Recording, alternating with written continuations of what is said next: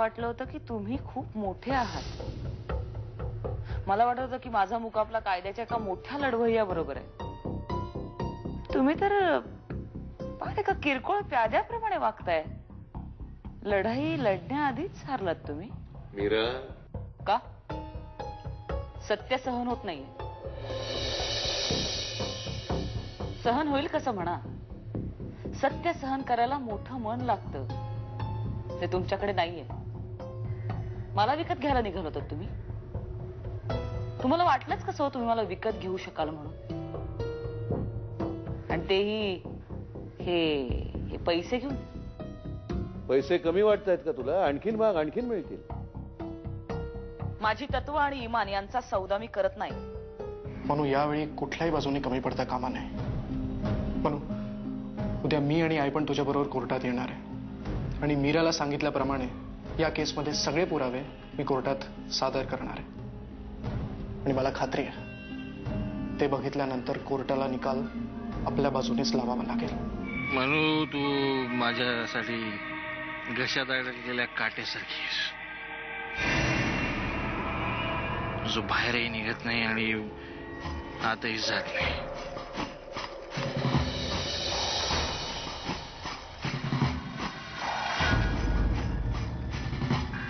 कदाचित तू ही केस जिंकशीलही, पण मी सोडणार नाही तुला. मेलो तरी चालेल, पण तू वाचणार नाहीस.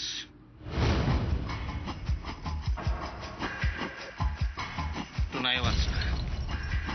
ही केस ना खूप महत्वाची हो तिच्यासाठी.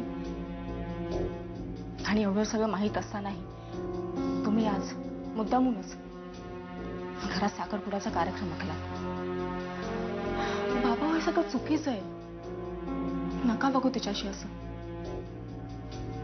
आधी माझाही गैरसमज झाला होता, पण मला कळलं की तिची चूक नाहीये. आपणच चुकलो. आपण तिला कधीच समजून घेण्याचा प्रयत्न केला नाही. बाबा हो, तिला समजून घ्या. नीरजा, तू मला अक्कल शिकवू नकोस. तुझ्यापेक्षा 10 पावसाळे जास्त पाहिलेत मी. जा जाऊन झोप. उगाच लहान तोंडी मोठा घास घेऊ नकोस. जा. आपण कोणाला सपोर्ट करण्यासाठी इथे आले आहात? I am here to support Manaswini and she is my idol. We are sure she will win this case. आताच आपण पाहिलं की समाजातल्या विविध स्तरातील स्त्रिया इथे एकत्र जमल्या आहेत केवळ मनस्विनीला सपोर्ट करण्यासाठी. आशाताई, तुम्हाला तिच्या वागण्या बोलण्यातून असं कधी वाटलंय की तिचं मानसिक स्वास्थ्य बिघडलंय किंवा तिला वेड लागलंय? नाही, अजिबात नाही. हे दादांत खोट आहे. आशाताई केतकर.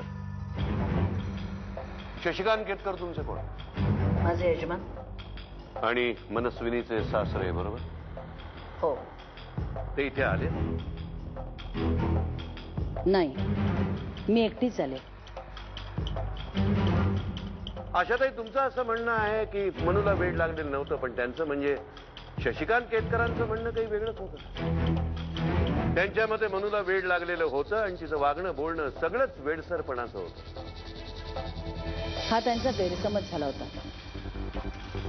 मंगेशने आमच्या घरात अशा काही गोष्टी घडवून आणल्या होत्या की थोड्या वेळासाठी का होईना, पण आम्हाला सगळ्यांनाच असं वाटत होतं की मनस्विनीला वेड लागलंय. मनूला वेड लागलाय हा आपला गैरसमज झाला होता असं जर त्यांना वाटलं असतं तर आज ते इथे तुमच्याबरोबर आले असते. तशी साक्षही त्यांनी इथे दिली असते. माय लॉर्ड, ज्या अर्थी ते इथे आलेले नाहीत त्या अर्थी अजूनही ते आपल्या मतावर ठाम असले पाहिजे. युअर ऑनर, माझं म्हणणं एवढंच आहे, मनूच्या मानसिक अवस्थेबद्दल तिच्या घरच्यांच्या मतांमध्येही तफावत आहे. सासरे एक सांगतायत, सासूबाईंचं मत भलतंच आहे.